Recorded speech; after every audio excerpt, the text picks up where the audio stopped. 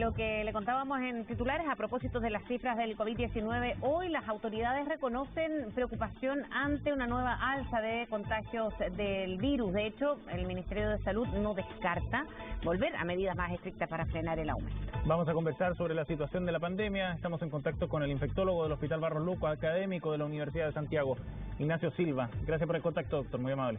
Buenos días. Hola, Sebastián, buenos días. Gracias por conversar con nosotros. Doctor, bueno, hemos visto un aumento, quinto día por sobre los 1.000 casos, en este caso fueron más de 1.300 los reportados el día de hoy. ¿Cómo interpretamos estos números desde el punto de vista de la velocidad con la que están subiendo los casos, doctor? Y de acuerdo a lo que sería o no esperable en el contexto del proceso de vacunación que está llevando adelante nuestro país.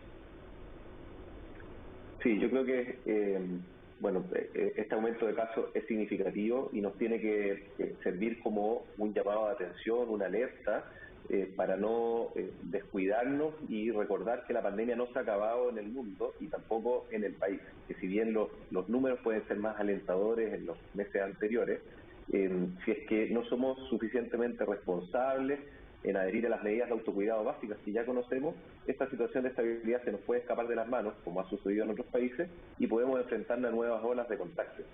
Los números que tenemos hoy día son preocupantes, pero no significan necesariamente un nuevo brote o una nueva ola. Pero por cierto que es un llamado de atención. ¿Al descuido, a la relajación, a qué? ¿O al exceso de aperturas? ¿Por dónde se puede tomar o es una combinación, doctor, de varios de esos elementos? Claro, yo te diría que todas las anteriores y sumado a la circulación de la variante Delta, que es la variante que predomina hoy día en el país y que sabemos que es más contagiosa. Sin duda que el desconfinamiento del país, que era necesario y está avalado por las cifras que manteníamos en ese entonces, y la disminución de la percepción de riesgo son factores que influyen significativamente en lo que estamos viviendo. Doctor, de todas maneras, ¿cuáles son los indicadores a los que hay que estar atentos para ver y monitorear esta evolución? ¿Es la positividad? ¿Es el número de casos diarios? Se lo pregunto porque también se había advertido cuando se inicia el proceso de vacunación de que en caso de que volviera un rebrote de la vacuna, lo que permitía era protegernos de los casos más graves, ¿no? No necesariamente disminuir los niveles de contagio. Es complejo analizar indicadores de manera individual, sobre todo en el contexto del gran porcentaje de personas vacunadas que tenemos hoy día. Creo que las dos cosas son importantes de vigilar hoy día, tanto la positividad como el número de casos, porque van a ir variando según cuántos exámenes vamos haciendo diariamente. En un contexto de baja cantidad de exámenes, tal vez lo que estamos más preocupados es de la cantidad de casos, y cuando se realizan una gran cantidad de exámenes, como lo estábamos haciendo en temporadas o en las olas anteriores, y lo hemos logrado en estos últimos días, el porcentaje de positividad es significativo. Creo que, como tú decías, dada el impacto que tiene la vacunación en disminuir el riesgo de enfermedad grave, el mayor indicador que vamos a tener que utilizar para seguirle el pulso en el fondo de la pandemia va a ser la necesidad de hospitalización o de camas críticas y por supuesto que la mortalidad.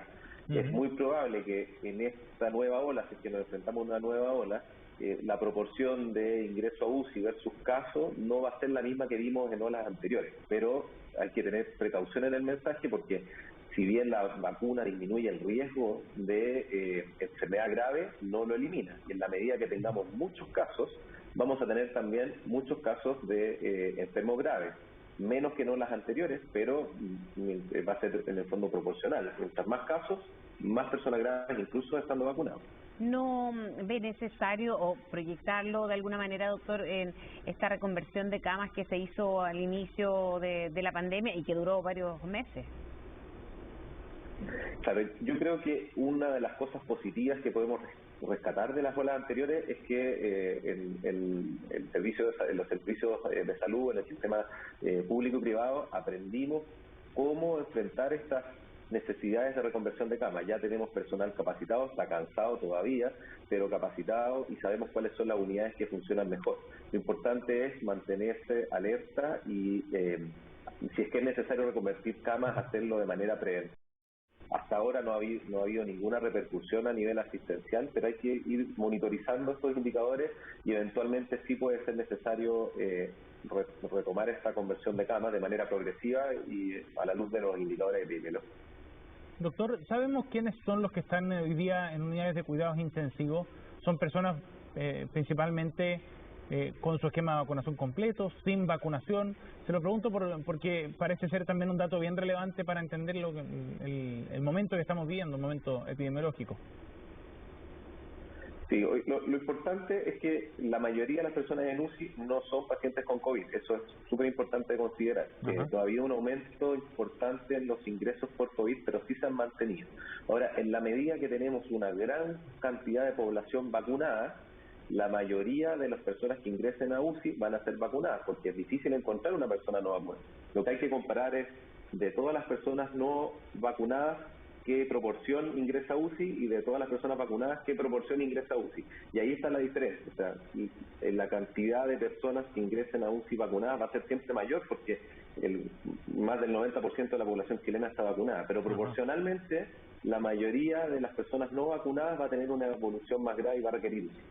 Y respecto a las variantes, tener sobre 7.000 casos activos, doctor, ¿qué hace que la positividad además que sea mayor, la posibilidad de que tengamos otras variantes en Chile que a lo mejor pueden ser incluso más contagiosas que la Delta, que es la que está ahora afectando más por lo contagiosa que es? Sí, eso es un tema súper interesante. Yo creo que en la medida que haya más contagios en el país, en el mundo, hay mayor probabilidad de que se generen nuevas variantes. Por cierto que el hecho de estar vacunado disminuye esta probabilidad. Sí se ha demostrado que el estar vacunado disminuye el riesgo de transmitir la infección, además de disminuir el riesgo de enfermarse. Entonces, en este escenario es menos probable que se generen variantes nuevas, pero no imposible. Y por eso es fundamental tener conciencia de que la vacunación es uno de los pilares de la prevención de la pandemia o de la infección, y el otro pilar fundamental son las medidas de autocuidado básicas. El uso de mascarillas, tremendamente importante y sigue estando vigente, el lavado de manos, el distanciamiento físico, y algo que ha tomado fuerza ahora es el tema de la ventilación de espacios cerrados y privilegiar actividades al aire libre. Creo que lo que tú mencionas es súper importante porque nos hace sacar el centro del cuidado de la pandemia que se ha puesto solo en las vacunas y mantener la percepción de riesgo y la adherencia a las medidas básicas de prevención. Bien, doctor Silva, gracias por conversar con nosotros para darle contexto a los números que hemos reportado en los últimos días. Que esté muy bien. Gracias a ustedes, igualmente. Que esté muy bien, buenos días.